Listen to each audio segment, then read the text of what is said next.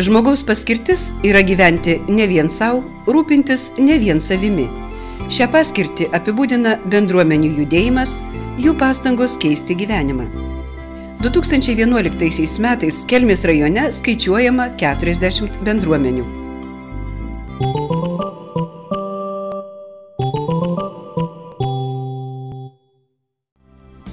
Laikšių bendruomenės patalpos dar kvepia dažais. Čia bendruomenės nariai netrukus sukvies visus būrin į pastato po rekonstrukcijos atidarymo šventę. Į naują kaimo bendruomenės namų krosnį šaunamas kugelis, laukiamas svečių. Laikšių kaimo bendruomenė susibūrusi iš poreikio kartu tvarkytis, kartu gražinti aplinką, kartu spręsti įvairiausias vietos gyventojų problemas.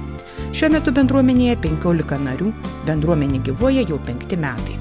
Laikšių kaimo bendruomenės pirmininkė Genutė Barzinskienė į šventę susirinkusiems sakė, jog ši vietovė paženklinta Vlado Putvio Putvinskio palikimu, jo išskirtiniu pažangiu to metų ūkininkavimu, jo įkurta mokykla, to laikmečio čia vykusių kultūrinių gyvenimų, pažangiomis idėjomis. Vladas Putvis Putvinskis senos Žemaitijos bajorų giminės palikuonis, iš savo tėvo paveldėjęs Šilo Pavežupio dvarą, kuriame gimė ir augo net 6 Putvių kartos.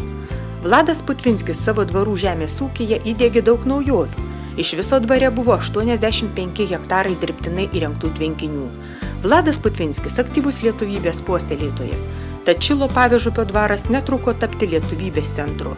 Šiuo metu šio didžiavyrio nuopelnai skatina Laikšių kaimo bendruomenę pasitempti, judėti, krutėti ir gražinti aplinką. Žmonės aktyvūs, visi stengiasi kažkiek tai savo įdėti darbo, savo dūšios įdėti, pats kaimas pagražėjo.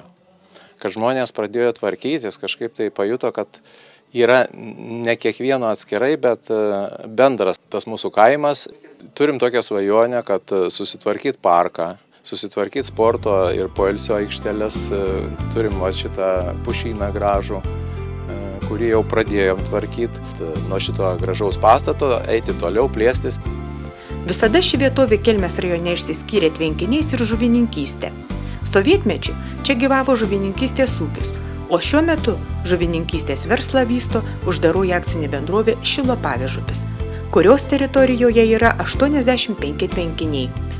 Bendrovė remia Laikšių kaimo bendruomenę, kartu rengia žvejo šventes.